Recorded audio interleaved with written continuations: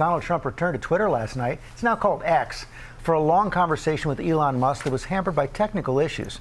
Rachel Scott is tracking the race. Good morning, Rachel.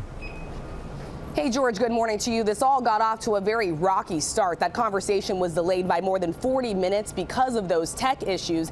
Elon Musk said he wanted to have this conversation so that the former president could appeal to independent voters, but Trump fell into a very familiar pattern of controversial statements, insults, and attacks. Overnight, Donald Trump's bot returned to the platform that once banished him for posting false claims about the election. The company saying at the time the account was permanently suspended due to the risk of further incitement of violence. It was reinstated by Elon Musk in November of 2022 when Musk bought the company.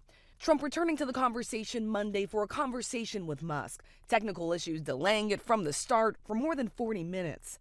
Musk blaming a so-called denial of service attack, a kind of cyber attack that floods a server with traffic to force it offline, saying the massive attack illustrates there's a lot of opposition to people just hearing what President Trump has to say, though he provided no evidence of such a cyber attack. All right, hello everyone.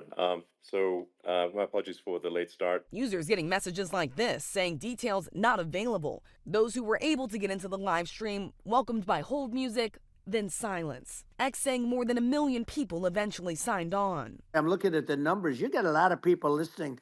Musk said he wanted Trump to reach open-minded independent voters, kicking off the conversation by asking Trump about the attempt on his life. What was it like for you? Not pleasant, I have to be honest. I said there was blood. I had more blood. I didn't know I had that much blood. Over 2 hours, the former president drifted into bringing up false claims, insults, and controversial statements. Trump praising his relationships with authoritarian leaders, saying he got along well with North Korean leader Kim Jong-un and Russian President Vladimir Putin. And I got along with Kim Jong-un. We had dinner, we had everything, and he really liked me, and I got along with him. Trump also describing a conversation he had with Putin about invading Ukraine, claiming he told him not to invade. The former president laying out what he would do if reelected, insisting one of his first acts would be shutting down the Department of Education. This is where I need an Elon Musk. I need somebody that has a lot of strength and courage and smarts. I want to close up Department of Education, move education back to the states, where states like Iowa, where states like Idaho, not every state will do great. The Harris campaign highlighting that clip on social media and responding to the interview saying Trump's entire campaign is in service of people like Elon Musk and himself, self-obsessed rich guys who will sell out the middle class and who cannot run a live stream in the year of 2024. The Harris campaign also accusing Trump of slurring his words. The former president brushing off dire warnings about the impact of climate change, saying rising sea levels will lead to, quote, more oceanfront property. And he promised the largest deportation in history, attacking Vice President Kamala Harris on the administration's handling of the border, calling migrants non-productive people. Trump casting Harris as liberal and attacking Jewish people who support her, repeating claims that have been widely called anti-Semitic.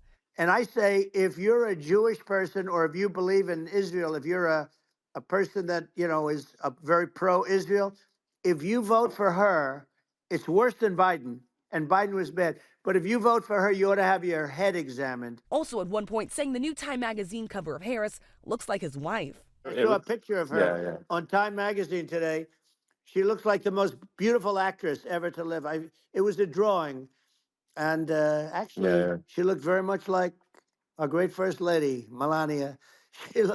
She didn't look like Camilla. That's right. But of course, she's a beautiful woman. So we'll leave it at that, right? And in a sign of just how much the former president has struggled to pivot to a new rival, Trump also spent time attacking President Biden, even though he's no longer in the race.